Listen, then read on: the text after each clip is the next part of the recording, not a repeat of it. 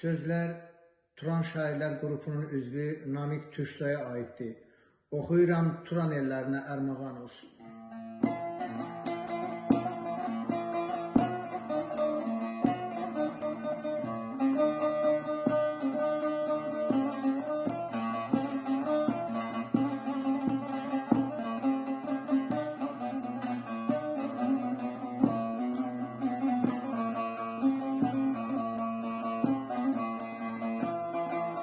Gece gündüz koymur beni yatmağa, kömək umur bizden Turan elleri.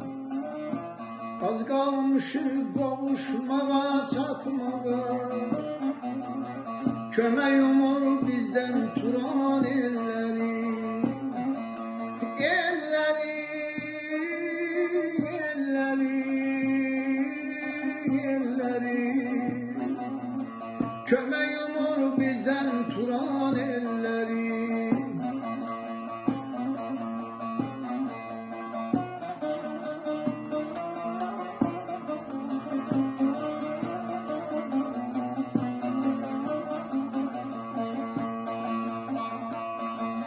Dur karşıma yeni çağın öyrağı,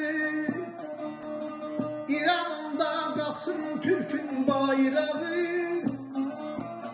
Demir kapı Derbent boyda gözdağı,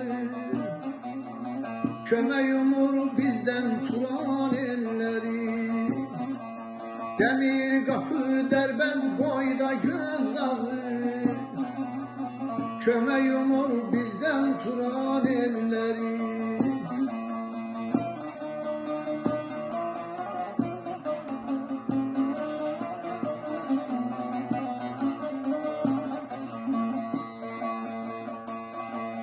Ozan qardaş köklə sazı ürəklə,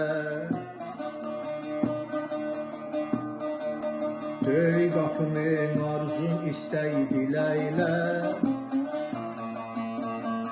Xoş avazat qoy yayılsın küləklə,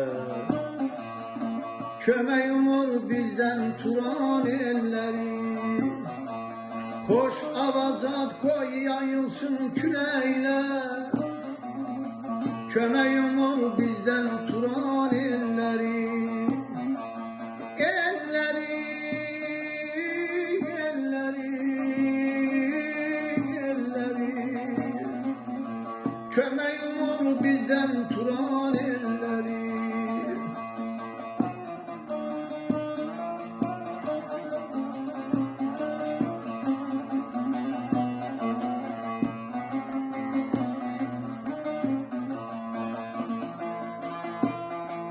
Aman Tanrın içindeki vulkanı, o yakmayın küleyliyər her yanı. Namik Aslan görür yeni dövranı, kömək umur bizden Turan elleri. Namik Aslan görür yeni dövranı, kömək umur bizden Turan elleri. Elleri, elleri, elleri, kömək umur bizden Turan elleri. Elleri, elleri, elleri, kömək umur bizden Turan